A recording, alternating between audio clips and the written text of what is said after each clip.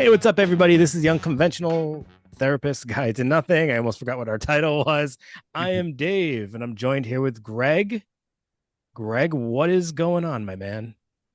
Dave, not much. Just had a lovely conversation with you. That was nice. Sometimes people Yeah, don't know what we had to get our batteries charged. I think we had to catch up on a little bit of the all the stuff's going on at work Office and politics, such. we'll just call it that, right? Yeah, yeah, for sure. So, yeah, Dave, maybe you forgot our the title of our podcast because your brain is in a bit of a fog, and you don't have a reason for that, but No, I don't. my son does, and we talked Oh about this a no. little bit. And before, in preparation for this episode, I sat him down. Because just to give a little backstory on that, my son is 17 years old and he was in a relationship for about 10 months, which when you're 17 years old It's forever. is, yeah, it's like, you know, growing old together. It's like the beginning of Up. It's like of that Yeah, movie, it's yeah, like it's true. I'm in love with this person. This person's my whole world. I mean, it's just like a really sort of, I mean, this is a lot of this is biology too, right? Trying to like bring them together and make them do things, which I don't even want to get into that. But all that said, she smashed his heart into a million pieces. Just kapooey. Just kapooey. And he's been slogging around the house for the past, I'd say, Slogging. yeah, just dragging his feet, like trying, like there's moments where he's there, and then there's moments where it's like, damn, that kid is just in it right now. He's kind of feeling it. And it's only been about a month, and he is ascending, I will say that. But I asked him today, I said, Jack, like, Dave and I are going to talk about this a little bit and see if we can kind of figure out, just through chatting about this topic, if Yeah, something reveals itself, as it often does when we talk about these things. And if it does, I'll give you some, pointers. But I said to him, like, what's it like? Like, what's it like being in this right now? So right. we could have like a firsthand look at like what heartbreak and a broken heart feels like in the moment, What do right? you say? And he said to me, it feels like you lost a percentage of yourself. He he says, I was 100% when it happened, even more. And now I'm at about 85%, but I think he was being, I think he's a little lower than that. Yeah. He says he lost like a sense of security. He feels lost. He feels like his confidence took a huge hit. Hmm. He feels confused, and there's this endless cycle of like why, like what, questioning himself in a way like, what if I did this a little bit different, if I looked a little bit different. He even asked me like a really sad question, and he's like, do you ever think like you're ugly? And I was like, I do, Jack, but you shouldn't.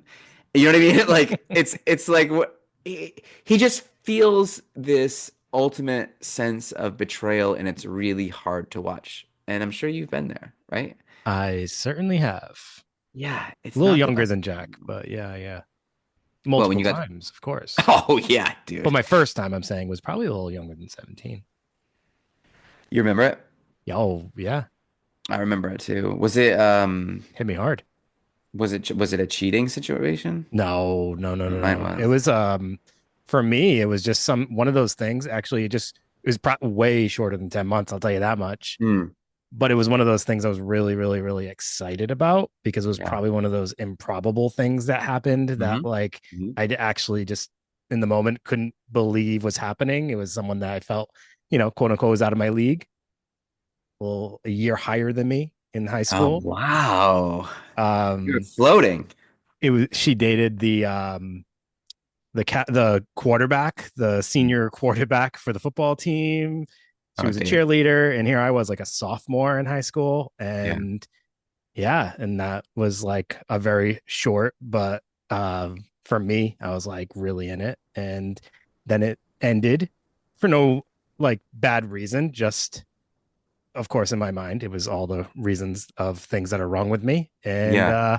just boo, just plummeted. I Just drop right back down plummeted. to earth. I Yeah. listened to the Cure Wild Mood Swings album on repeat on the floor in my bedroom Yep. with I like can the picture lights you. off and just like, oh, I was, yeah, down and out. And And then there was I told myself I probably, didn't want to get hurt again. So I think I put up a lot of walls after that. yeah, absolutely. And there's probably some young lady thinking of you saying, why won't he just see me? Right? It's always this cycle. Like we're always looking at this, it's Oh so yeah, rare. how we react, like Mm, how yeah, that yeah. perpetuates into our next relationship. Sure. Yeah. So listen, that's why I thought we maybe talk about I thought I would talk about love real quick just through quotes. And I think the reason why I want to like just name a couple quotes and maybe a couple lyrics of songs is because there's something fundamentally human about heartbreak. That's why it's in poetry, that's why it's in movies, that's why it's in everything, music. And it's also something that you have to almost experience or hear about someone else's experience to really understand. Like if you like Jack did a pretty good job, but it's like kind of different for everybody. It's kind of this intangible thing. It's there's this great quote from Saint Augustine and he says something like if you think you know God, you don't. You know, and there's something paradoxical there. Like you think you know God, then you know nothing of what God or religion or Sure. meaning is. And if you think you know heartbreak, like you don't, right? Because it's so different for Right. everybody. Right. And you can't be like, I can't say to Jack, hey man, it's been a month. Like, let's get this show on the road. I maybe 2 months I will be saying something like that. But I mean, kidding aside, it's like he has to experience this in his own way. And I don't know what to do for him. And maybe we could talk about that along the way. So let me get Yeah. into one of these quotes here. So Bertrand Russell is a mathematician, so you wouldn't really expect him to have a beautiful love quote, but he does. And he says, love is an escape from loneliness. It helps us to overcome our fears of the world. And I think there's some truth in that. Hmm. Um, love, Dave, love is like one of these emotions where it's like you're making yourself vulnerable to every single emotion. Yeah, like elation and joy and bliss, like you're talking about when this girl But you who's you don't even think about it in the moment when you're getting swept no, away. At least, for people who can fall rather quickly, you don't. And I'm been guilty of that many, many a time. Even yeah. though I do put up walls, I do feel things pretty intensely in general. So like when you're doing it, sometimes you don't even realize what you're doing. You don't realize you're doing it, and you don't realize like when you're going into that feeling of euphoria in a sense, or wonder, or bliss, or whatever you want to call it. You are also putting yourself up for the biggest fear and rejection and Yeah. jealousy, and there's all the emotions are tied to love. It's very intense. Simone de Beauvoir, who is sort of like a feminist philosopher, like in the 50s, I think. Very interesting lady. She says that love is to integrate with another, to fuse our lives with meaning. And that's kind of cool, right? Like finding love, like almost is there meaning in life without love? Yeah. Yeah. It, Is you there? know it, that fusing our lives together with meaning reminds me of that comparison of love to like people will compare it to like puzzle pieces, finding that match, that puzzle piece match, right? Yeah. I think it was the Postal Service has that song. I think it's in Such Great Heights. The Oh, it's so good. like Yeah. the part about the puzzle pieces, right? Yeah. And like that's kind of what it feels like, I guess, when you find someone that feels like they're so compatible. And in many ways, we're probably not acknowledging any of the things that make us not so compatible, Hmm. but in Hmm. that moment, it feels like that, right? It just feels cohesive. And it's also the puzzle piece is also not to say that I think that everyone that it's pretty limiting to think that we only have one puzzle piece, but I think the puzzle piece is a good metaphor in a sense because it's like if you're trying to force it, like if you're seeing red flags, but you're like, you know what, we kind of do fit together somehow. Sure. You're like smashing those pieces together. When you're in love, when there's something that this relationship is going to have legs, it shouldn't be hard. Like you shouldn't be before you call that person or when they text you, you shouldn't be like, what is the right thing to say here? Because if they love you or they're really into you, no matter what you say is going to be the right thing. Like you shouldn't Right. have to try so hard. And if you find yourself like, oh, like I don't know if they're gonna like that. Oh, did I say the wrong thing? Or they're gonna take that the wrong way. It's like, or you're telling yourself stories like they're gonna get back to me. I texted them 3 hours ago and they're gonna get back to me. They're busy. You I don't know know, about. for kids today, though, this is an interesting concept, that just ability to have direct conversation and communication all the time Yeah. probably makes things so much more anxiety producing and vulnerable.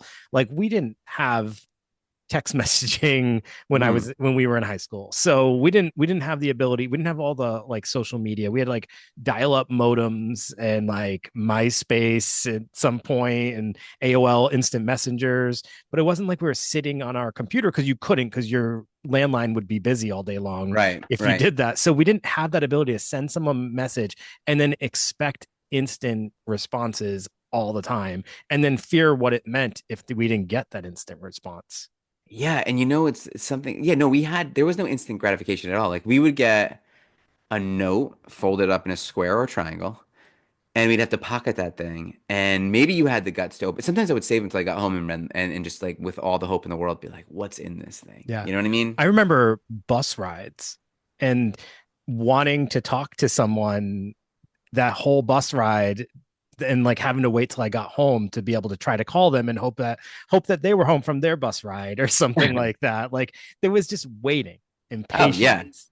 And there was gatekeeping. Like all right, well, I'm gonna have to talk to her dad. That's gonna be a thing. Like if he answers the phone. Oh my But God, calling and being like, "Hi, is so and so home?" yeah, And you're yeah, like, yeah. "Oh boy." So, Really oh yeah. tough days, tough times. Feeling like you were going to get judged just by the way you asked for that person by their parent or sibling that would pick up the phone.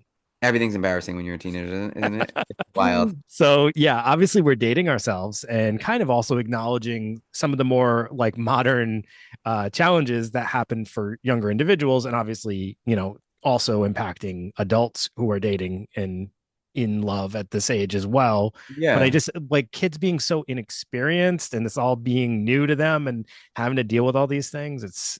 I don't envy them. I don't envy them either. And I think that we had it where we would be infatuated with someone or love someone or have a crush on them, however you want to phrase it, for longer periods of time. And I think more intensely because we didn't have the device to kind of be like, oh, well, this one might not be that into me, but I'm seeing this On one to and the I'm seeing this next. one and I'm seeing Yeah. this one. Yeah, yeah. Right. Right. It's too much.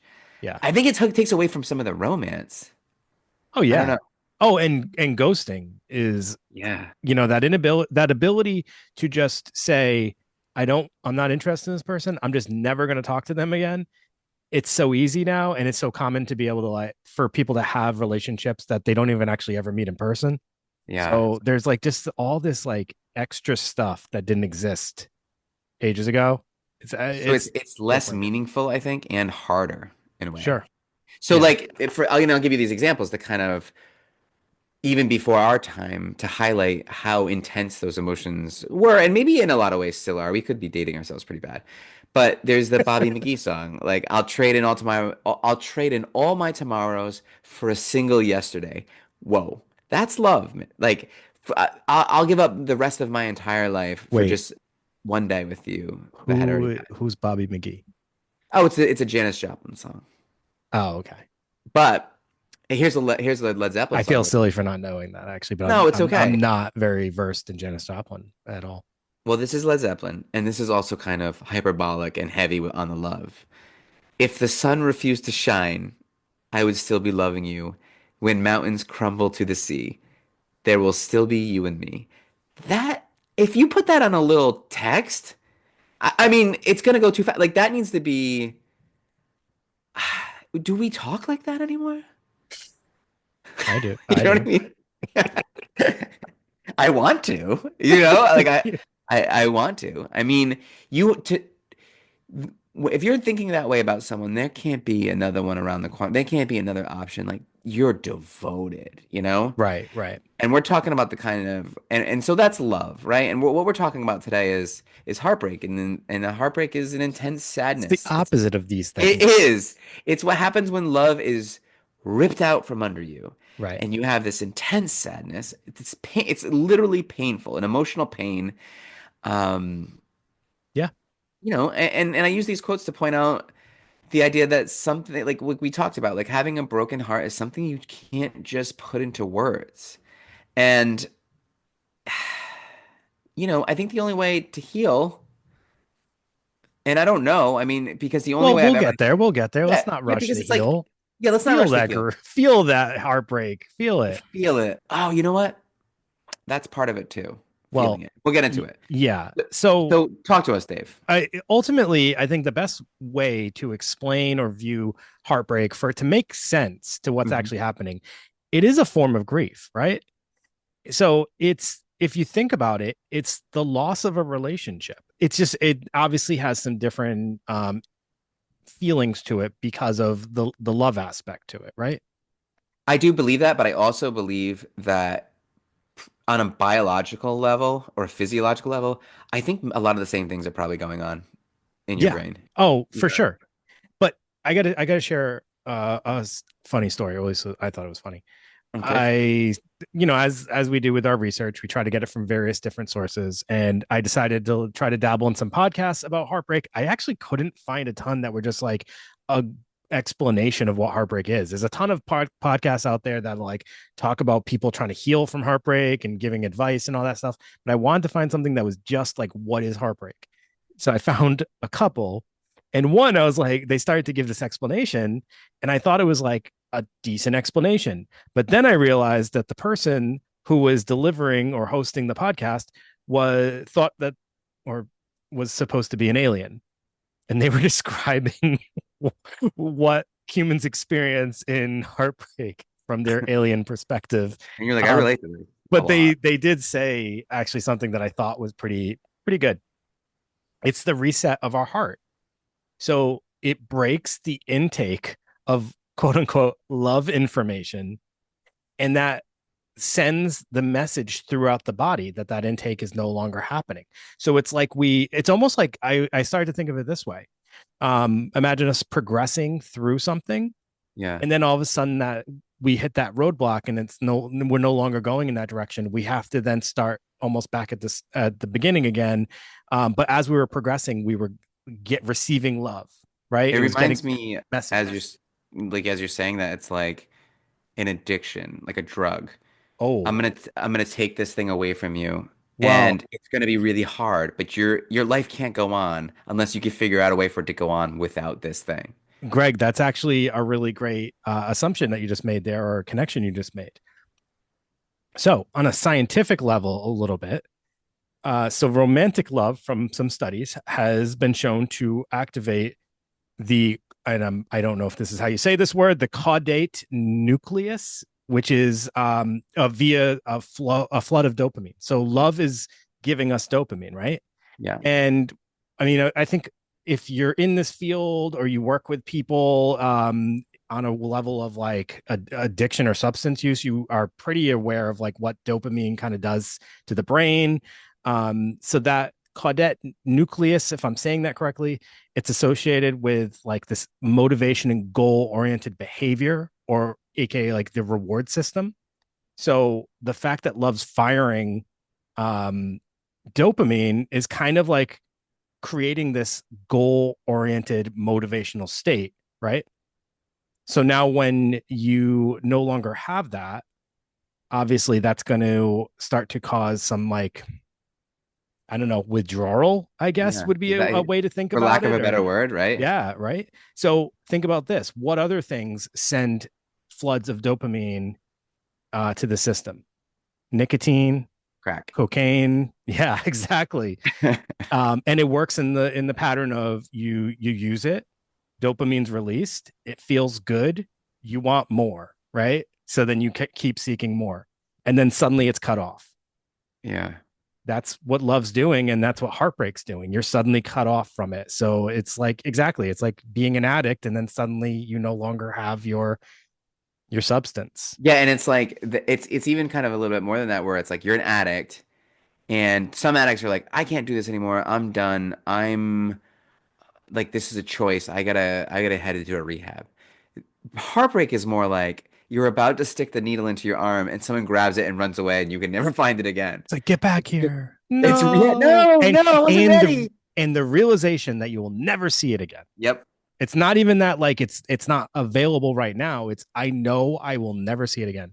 And another comparison, I already mentioned grief, but beyond the sadness, it's also, like the symptoms also kind of replicate depression, right? So fatigue, a Yeah. decrease or increase in appetite, sleeping either too much or too little, lack of interest in usual activities, and anxiety. And I mean, that's one of the things people don't talk too much about. And I don't know if you've ever experienced that, Greg, but like one of the symptoms that I think is kind of be prevalent is that anxious feeling, Yeah. like knots in the stomach, or just like just not wanting to go out, things like that is um it looks like depression. And it's really hard, you know, and you forget that when you're not in it, but it is so hard. It really Right, is. right. One of And one of the best hopefully we get, ways. Oh, go ahead, Greg. go Go ahead. ahead. No, no, go ahead. One of the I, best ways. one of the best ways that I envision it is like it's just this void, right? Mm. There was something at one point that existed in this void of your in this area of your life, and it was very important to you, and it felt really really good, and you looked at it like it was like the most desirable, admirable thing, right? And Hmm. then suddenly it's no longer there, and there's nothing filling it at this moment, and all you can think about is that it is never going to be filled with that exact thing again, and you just sit there with that feeling. It's like why you're like being poetic right now. It's like why poetry was invented because it's like you can't just say I'm sad. You have to say some stuff like you're just talking about it there. Like there's this my heart is a void. It's a deep black hole. You know what I mean? An Yeah, abyss. And it's like, yeah, because that's how it feels. Like I'm bummed that this person left me. It does not cut it. It doesn't cut it. And that's like you need to kind of tap into language or something right. to get someone to understand, like, no, look, this is big. This is a big, huge feeling. And I don't and what's interesting about it is the universality. It's like we've all kind of been there on some way, right? Yeah. And so we see it in people and we can be like, I feel for you. I want to like reach down and pull you out of that. I just don't know what to say. Even as a therapist, and my own son, it's like, what can you say besides this will pass? You know, you can't say the normal stuff like, "Look, did you really think you were going to marry her or whatever?" You can't be crass about it. It's just like, man, hang in there, you know. Give And it we'll give some time. tips. We'll give some That's tips. I Yeah, essentially it's just you just have to remind people, it just takes time. It just takes time. And I mean, honestly, it's easier to get over. Personally, I mean, this is just based on different experiences. So I guess everybody's different. It's easier to get over a love lost heartbreak than it is to get over like a passing of someone that you loved, Absolutely. because those are two different types of heartbreak. One is a little bit more definitive, Hmm. and I mean, they're both rather hard, but yeah, the loved one is like just you just got to give it time, and then at some and you want to instill hope, but you also don't want to instill it too soon because the person doesn't want to just replace that other person right away I think a usually. lot of it too is like, do you love them so much? It's like you don't love them so much that you just want them to have the happiest life without you. Like all you care about is their happiness, right? Yeah, And that's not really what's going on here. I think a lot of times when you're heartbroken, it's because it's the rejection. Why didn't they want me? And also, I don't want to see them with somebody else. That's a huge that's part a of it, big piece. you know? It's and that's interesting too, because why is that? I I, mean, ultimately it's like our ego, right? In some ways, like it just hurts to see them. In some ways, I said, because the mm-hmm, other part of it is immediately our head goes to all the things that we know that they are doing now mm-hmm. with that other individual that at one point in time was us. Yeah. And it hurts Oh yeah. because we think about how good that made us feel when we did those things. Mm-hmm. And it can be like, I'm not even being crass when I say those things. I'm being like, it can be the smallest little things that we used to enjoy, right? Or maybe even that we didn't enjoy that much or we took for granted, right? Like, Yeah, a like routine that we had, or a show you watched together. some of it is regret too, right? There's that, you were always on my mind, whether you like Elvis or Willie Nelson. It doesn't really matter, right? Like it's like I should have done this. Why didn't I do this? Why didn't I bring you flowers more? Why didn't I do this? And it's always this like second guessing yourself, like you can't go back in time and fix these things. But Yeah. I mean, maybe you learn from it, I You also guess. have to remind yourself once in a while, like Miley Cyrus says, you can buy yourself flowers. That's right. That's right. And as I tell Jack, my little bit of like not therapist but dad advice is like, do you really want to love someone who doesn't love you back? I mean, what's that going to do for your self-esteem? I don't know. Yeah, You know, you know. I mean, I don't know. the one So way street there, buddy. it's a one-way, dude. You don't want to be on the one-way street. The one-way love street's a sad place to be.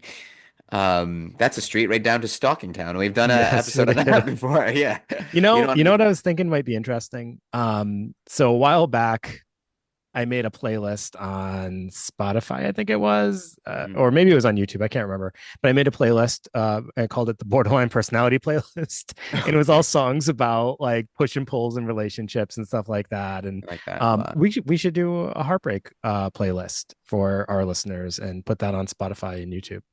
All right, I would love that. Have, I actually kind of have a little something already queued up as like a sort of cathartic thing that I've listened to in the past where when I kind of get bummed out. You ever do that? Oh, Yeah. no, I had like certain albums that I would listen to or things like that. Or yeah, I guess I have certain artists. Um, but I never made like a playlist. I had like never mind. Just go on. Okay. Hey, do you want, should I get into some tips for broken hearts or do you want to talk about some? Absolutely. All right. Absolutely. So let's get into this is what the crowd, this is what the people want, right? How do I pull myself out of this if I'm going through it? Yeah. Well, one of the things is to lean into your feelings. Yep. Because I honestly believe you cannot get over something until you let it happen to you.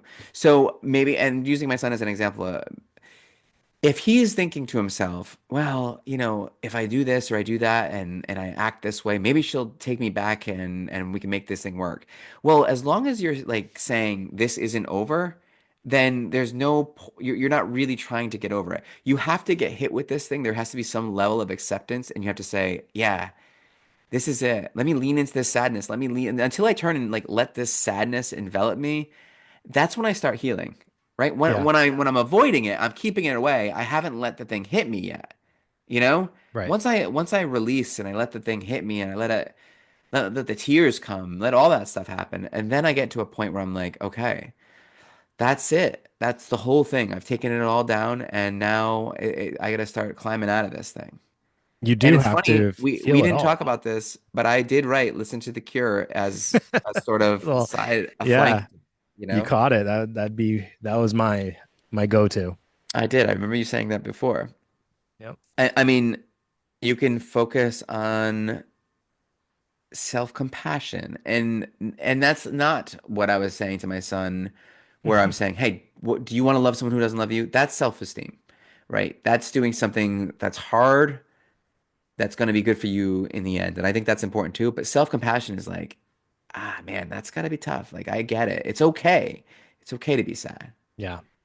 All right, why don't you So you got anything yeah, I mean, I think a few things could be um, utilizing others as your support, as hard as that it probably is during that time. Because like when you're going through it, the last thing that's really on your mind is like, oh, I want to go talk to people.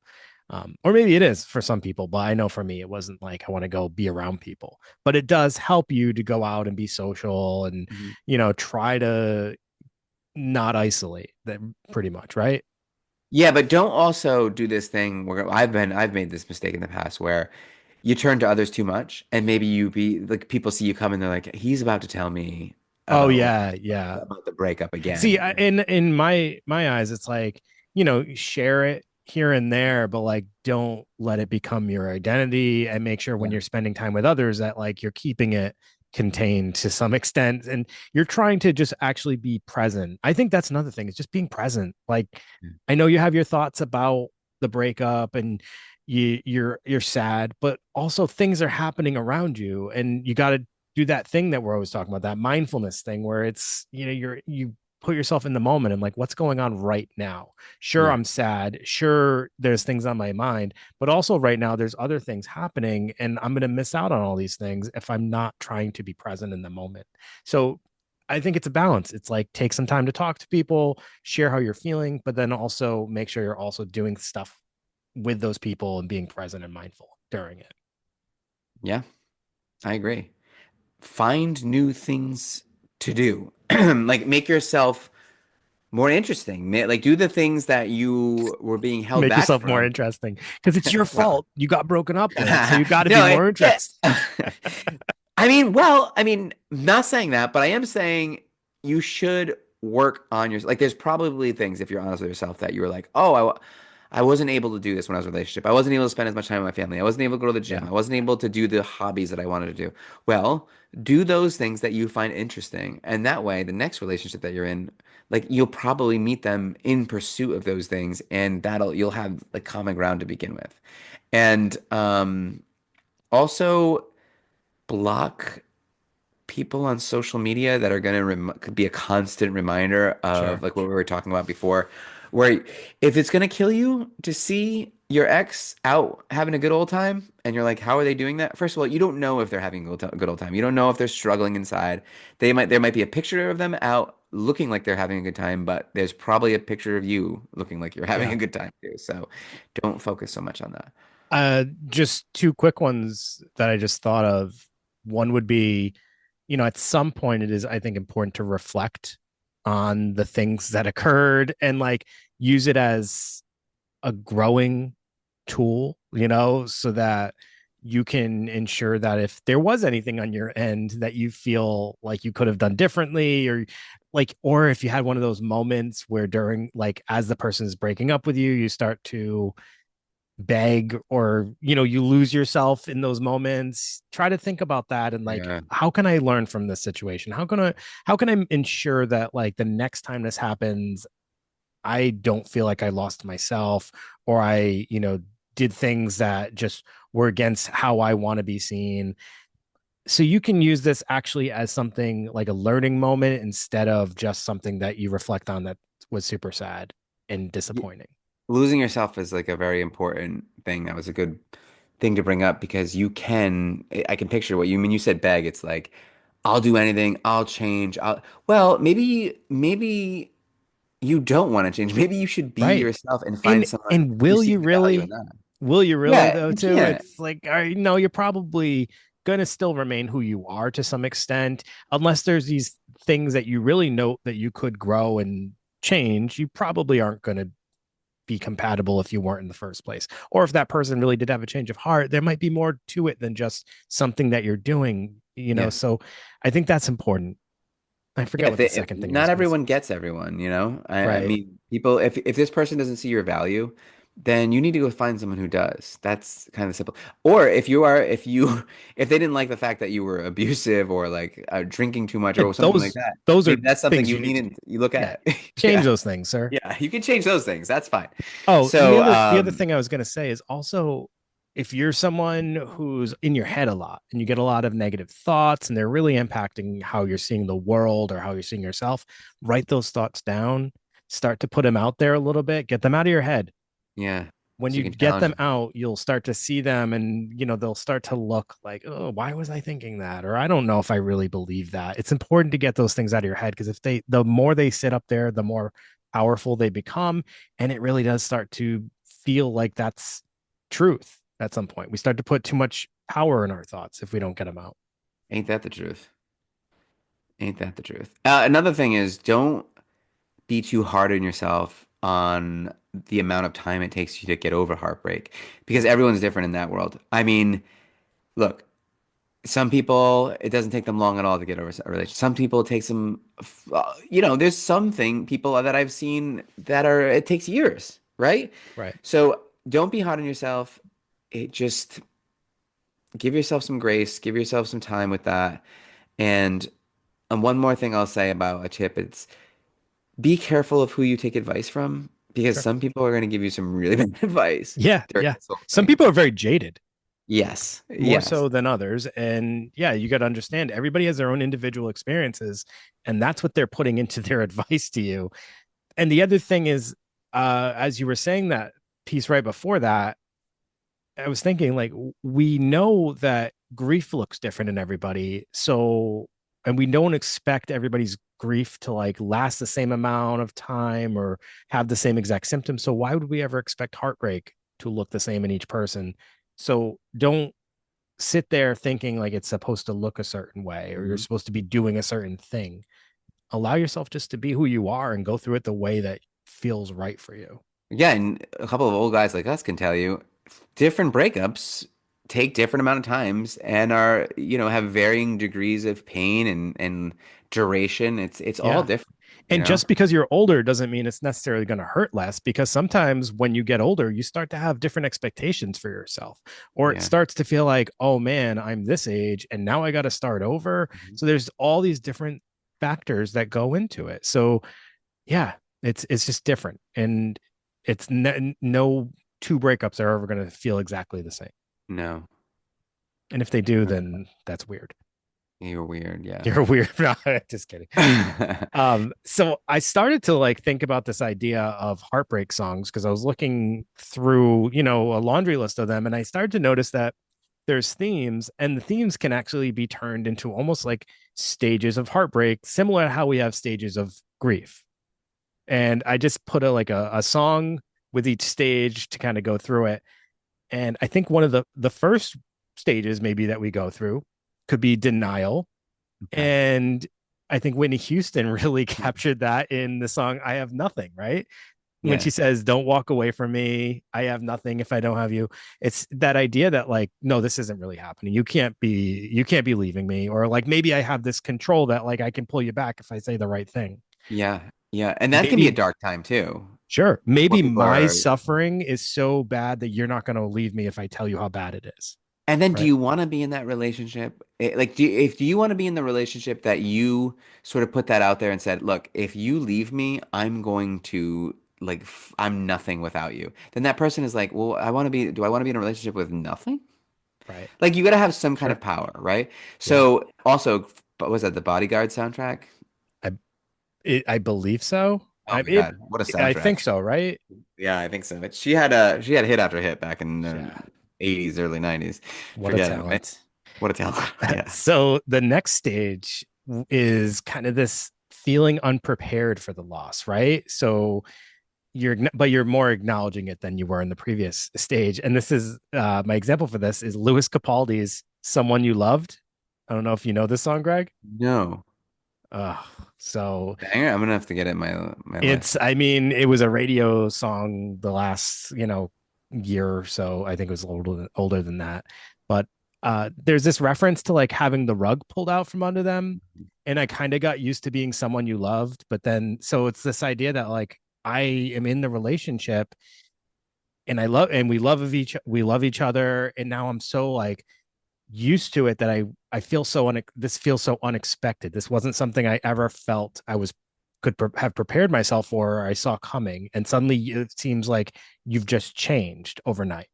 Yeah, and that is a hugely powerful part of, especially in my own life, in the heartbreak that I felt, where it's like you love them still, but somewhere along the line they stopped loving you, and it's like, And you how stopped did, note and you didn't notice. yeah, how did that happen? Like, how do I love you and you don't love me? Like, and even if like you're around them still, you can kind of feel that happen. It's almost like that Righteous Brothers song, like you lost that loving feeling. It's Yeah. such like we all feel that. And another thing that reminds me of that is, remember that Gaudier song? Now I'm It's just somebody somebody that that you I used to used to know. know. Yeah. Yeah, that's kind of that same feeling where it's like, hey, we were best friends and in love, and you cared about what I did the day before, and you asked me how my day was, and now we're strangers. Somebody. Yeah, yeah, that's the one. So the next phase would be a reflection on the loss, but also acknowledgement of that empty feeling that you have. And I thought a really good song to capture this was The Cure "Pictures of You," one of my all-time favorite songs. Good time. But even the video of this song, it's just like these Polaroid pictures that they're sifting through, and it's just this idea that like this thing that I loved so much existed in one point in time, but now I know it will never be there again. It will never feel that way again. And all I have to remember it by is pictures of you. Yeah, Yeah, heavy. really heavy.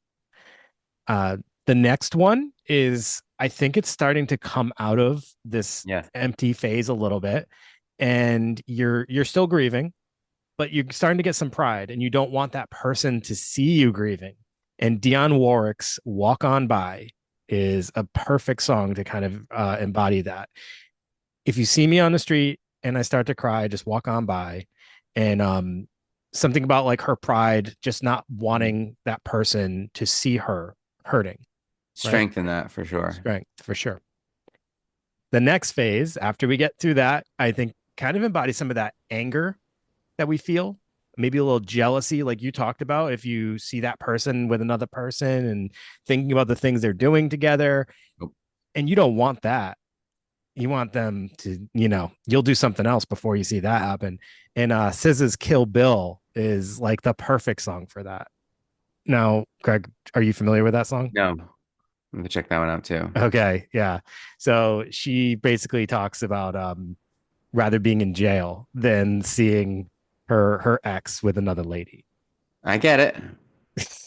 Yeah. All Yeah, I right. get it. Yeah.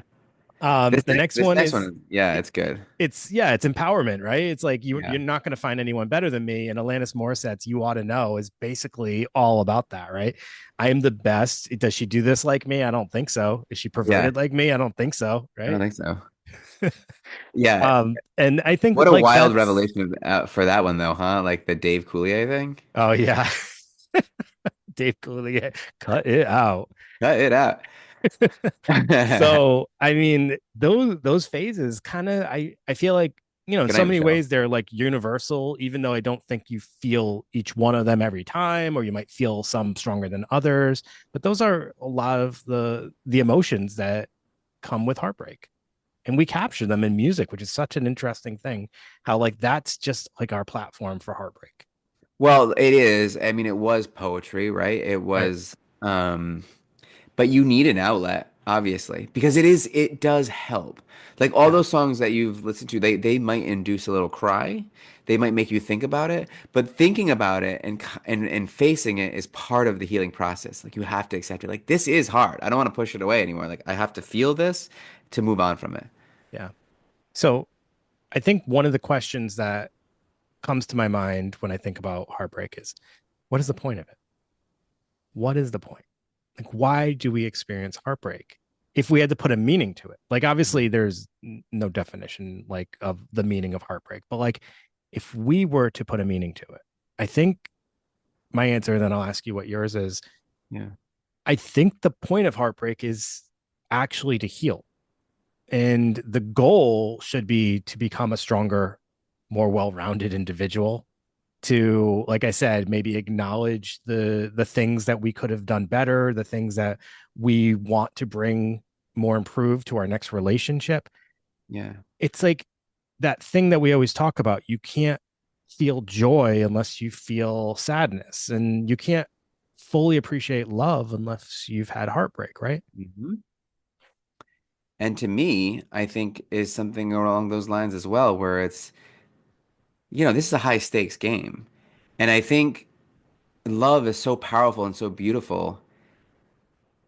And, when you pick the wrong partner or you get into this thing and it doesn't end the right way, I think there needs to be this protective factor like, hey, don't just get into this with anybody.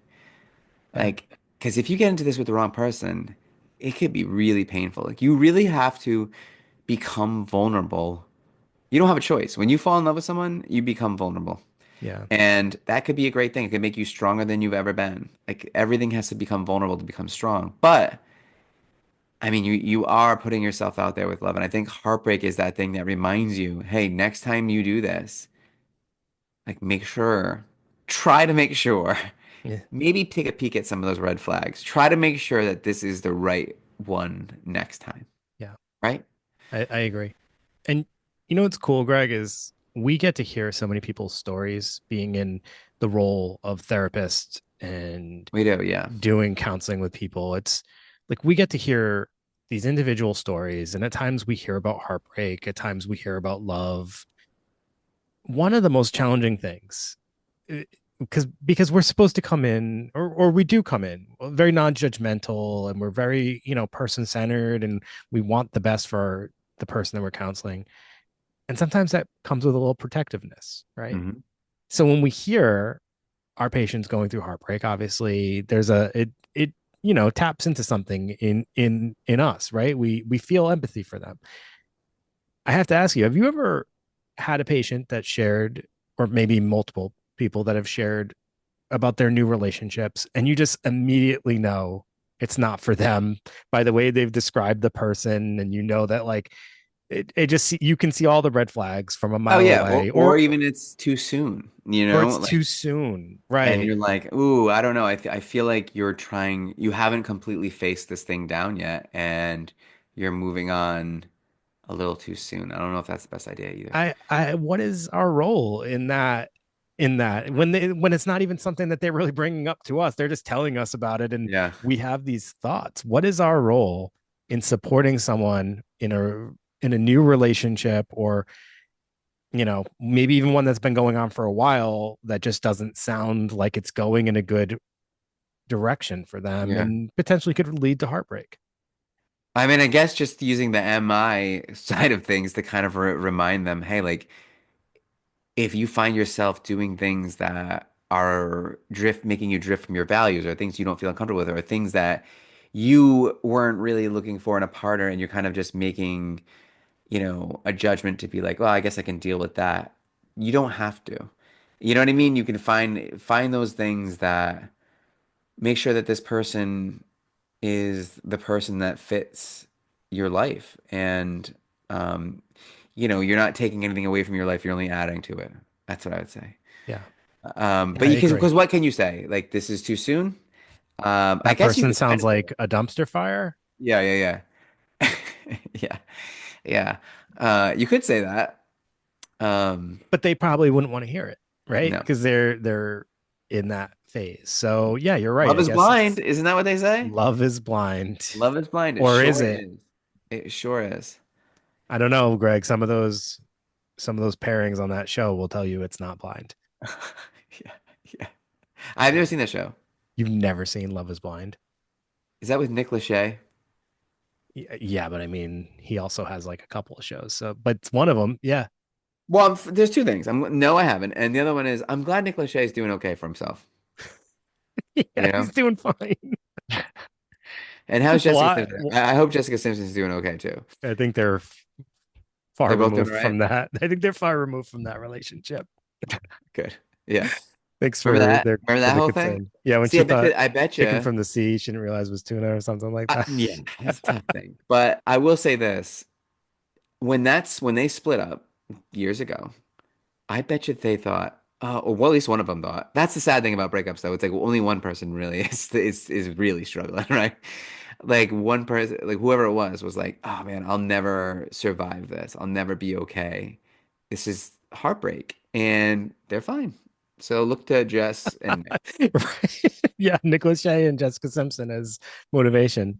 Yeah. Another thing that just brought up is, and I'm trying to remember which show it was that I was watching, because I'm always watching some dating show or whatever. It's kind of a Okay. guilty pleasure. It is Yeah, what it yeah, yeah. is. Why not? But and the woman dumped the guy, but then was like way sad on her end about the breakup, to the point where it was like it felt like she was looking for more sympathy than the individual she broke up with, and it was kind of getting weird. And I'm like, well, that's an interesting tactic to take. Yeah, You never yeah. look It like is. the bad guy if you just constantly talk about how sad you are about the breakup.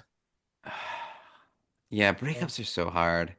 I they're hope they're that like they're people listen to interesting. this, and if you're going through a breakup, you got something that kind of you could glom onto and be like, that helps a little. Or when you have your next breakup. Yeah.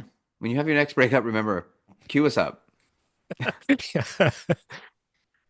All right, everybody. Oh, and we're gonna do a little something different this week, and hopefully people will take advantage of this. We're gonna do a little bonus episode for people who have subscribed to our Apple subscriptions, which you will find access to on our website or on Apple Podcasts, I believe. So we're going to do a little mini bonus episode, which I'm hoping we'll be able to provide every now and then, just for a little added incentive for people to subscribe to that. And it's going to be about a little something called heartbreak syndrome, Oh. which is different than what we talked about today. And we want to share why. So give it a listen and let us know your thoughts. Bye. for now, thank you guys for listening. Hold your partner close and block your exes. Have a Yep. great night. Yeah, Black Drexes is right. See you later, everybody. See you next week.